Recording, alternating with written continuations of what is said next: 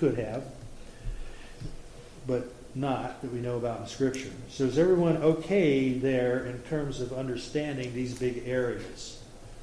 That there's lots of sins in every one of these big areas. And sometimes the areas overlap a little bit. You know, like lust of the eyes, lust of the flesh, and the pride of life. They all overlap a lot. You can be tempted to do a sin that's part of all three. It's mostly one and maybe two, but it's part of all three. So now we've taken our little road trip. We're going to come back to Ruby again. And tell us what you've been thinking about with this, Ruby. I just did not get the concept of that our lust inside us, that it wasn't Satan, that it was the lust inside us. I couldn't imagine how this worked. And then when you say the Lord's Prayer and it says, lead me not into temptation, I've really tried to work on this, but I have come to nothing. Okay. Let me help you a little bit here. Tempt and test are the same word in Scripture. Tempt and test. Now, my good friend Mike Kira, he and I went to seminary together at Grace Seminary. He's been the chairman of the board down at the Haven Rest for a long time now, 3 decades maybe. I went down to his house one time. He lived in Sonoma Lake, Indiana. He lived in his little house down the lake. And Tana, his wife, just really effervescent person. So I went down to see Mike for something. And knocked on the front door of the house, and Tana came to the door. I said something like, where's Mike? Is Mike here? And she says, oh, Mike's inside. God gave him a test and he failed. Mike was on the failing of several tests. In seminary, this other friend I had, Randy Bowman, Mike played football for Akron U. He was a big-time jock, good in all kinds of sports, very athletic. And Randy Bowman was just like,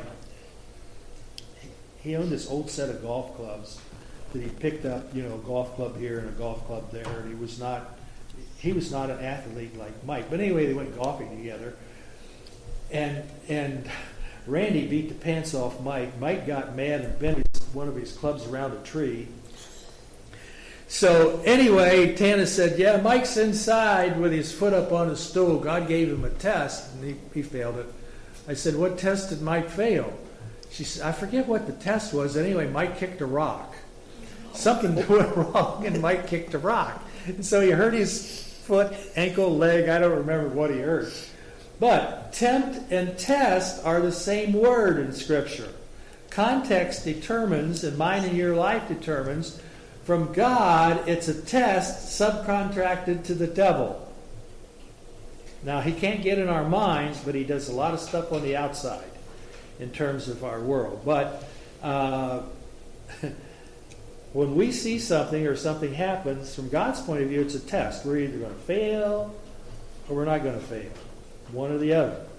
The minute that lust crosses the line from temptation into lust that went too far, then it becomes sin. Remember the sequence there, that we have temptation, lust, sin, and death. That's how the sequence goes.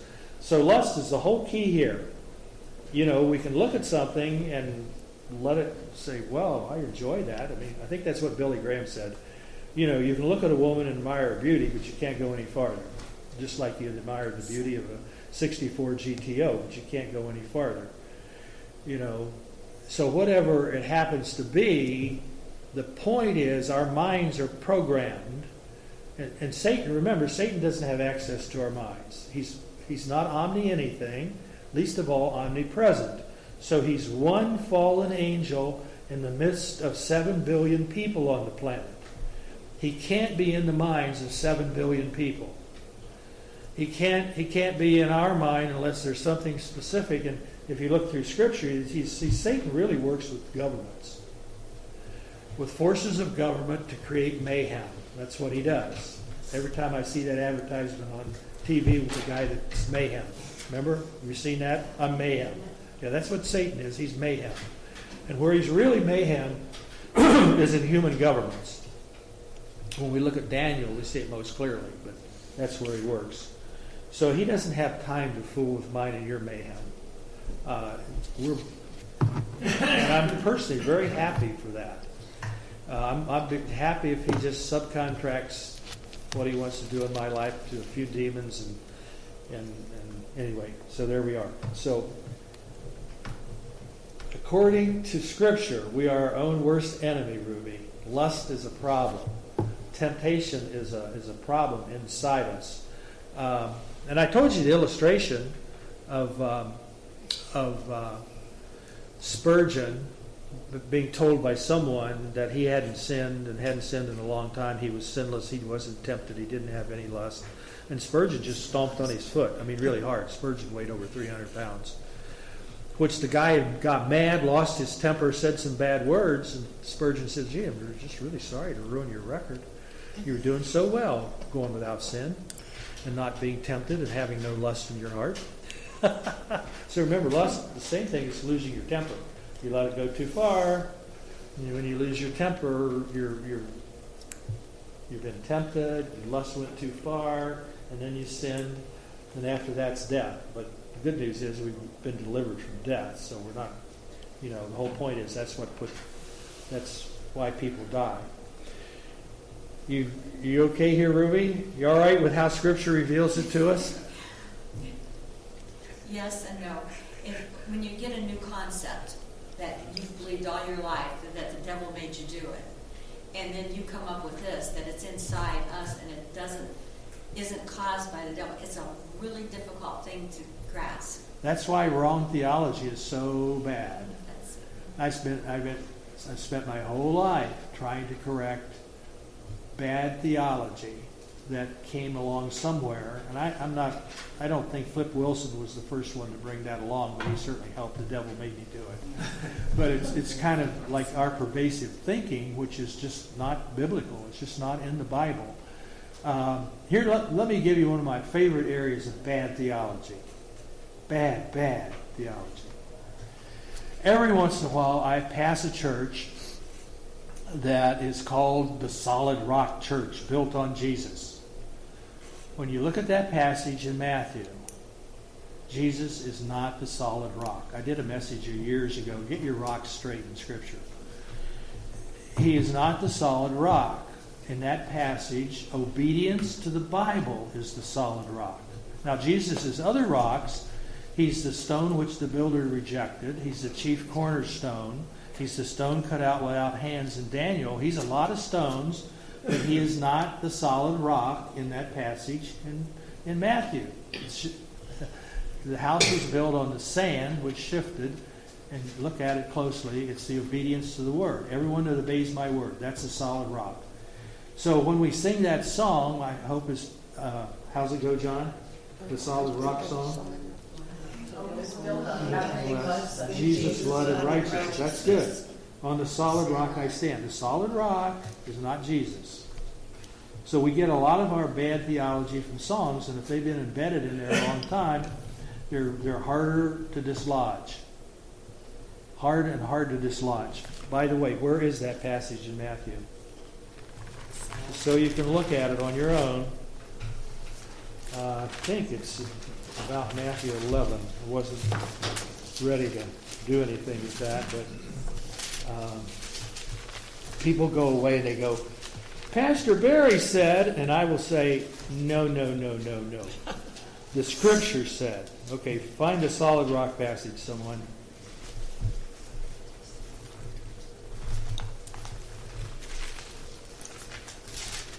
I was thinking Matthew 11, but I don't think it is.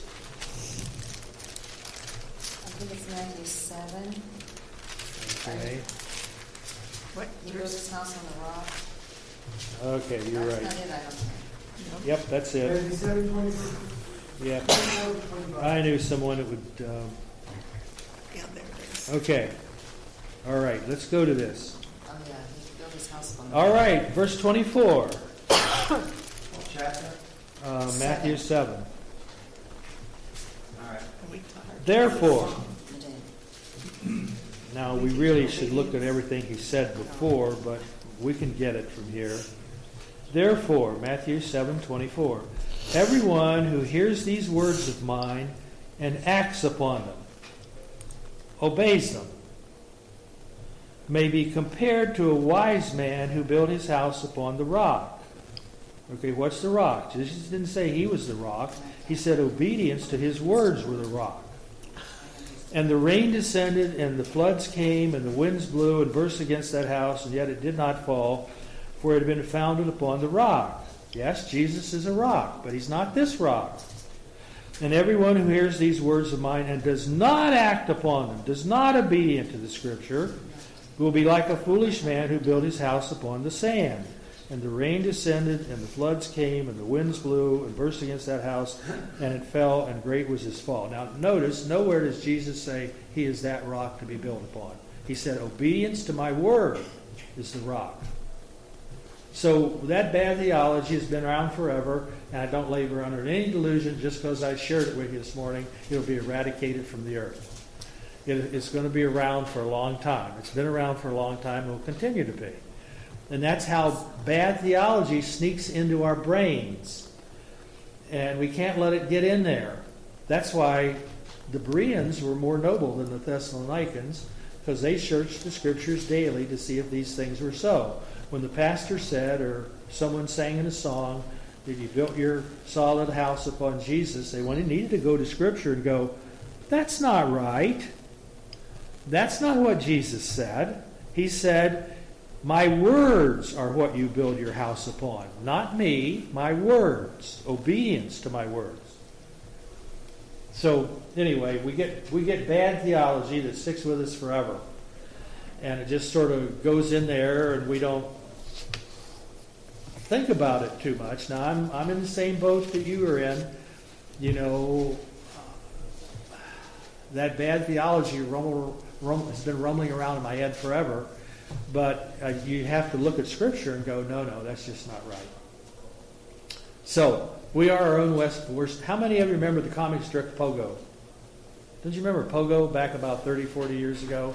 There's one I have, Pogo is standing there and he's talking to someone. He said, he's looking in the mirror is what he's doing. He goes, we have met the enemy and he is us.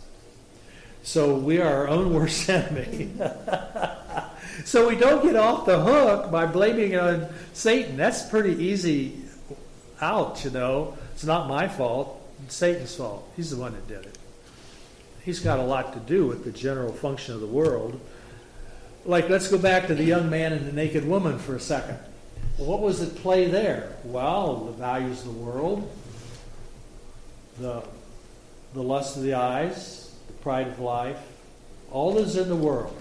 The lust of the eyes, the pride of life, the lust. It's all at play there. It's all in there. Okay, now we'll stop again. I got where you are now, Ruby. We're all there.